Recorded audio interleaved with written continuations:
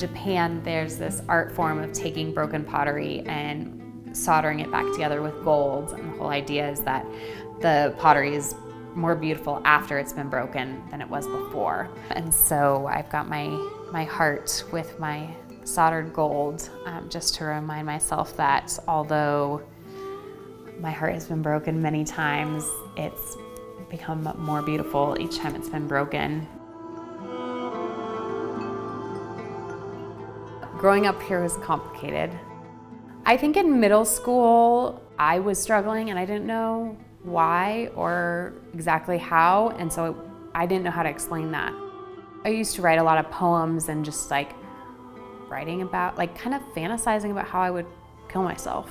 So I think that's when I really started to notice that things were hard. And that's when I kind of started to get into snowboarding, and that I loved. My first knee injury, I tore my meniscus. When I was 18, I got a bunch of concussions. I got 4 concussions in 5 days. So that was kind of really the beginning of having these major lapses in memory. Started having horrible anxiety and just constant pain. So I was taking probably like 6 to 8 Vicodin a day. It numbed me out. It numbed the pain, and it, like the emotional pain, the physical pain, and it just kind of got me through.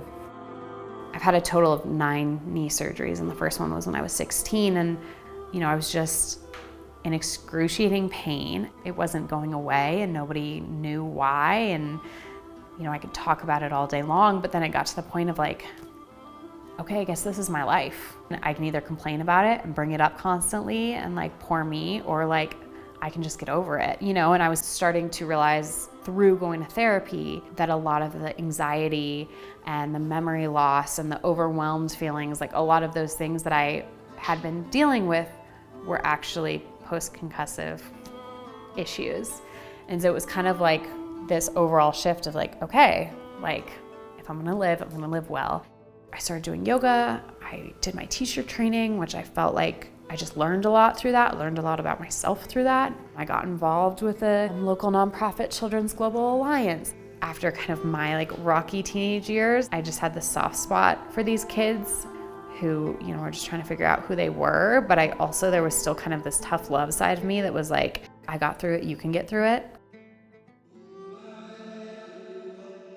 Throughout all those years, I'd had little relationships here and there, but nothing really significant. And I ended up dating a guy that pretty early on let me know that he had had a past of addiction and drug abuse. I started to kind of realize that an addict was an addict, but I also knew that he really, really wanted to be sober. And I was getting ready to go overseas again, and I just needed I needed my head on straight. I needed my life together. And it was, in my mind, it was a break.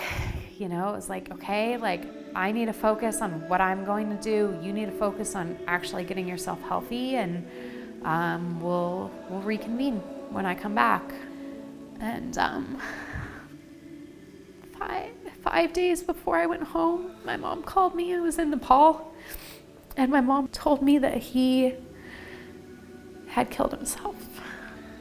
It was like the most surreal moment of like heartbreak and relief and confusion.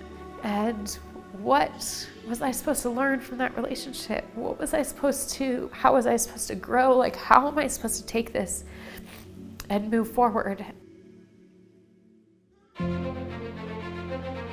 feel like I'm starting to put myself back together. And I guess that's one of like the great things about being so broken apart, is that you kind of get to be like, oh, I don't want this piece anymore, but I'll take this piece. Everybody has their traumas. They're all different.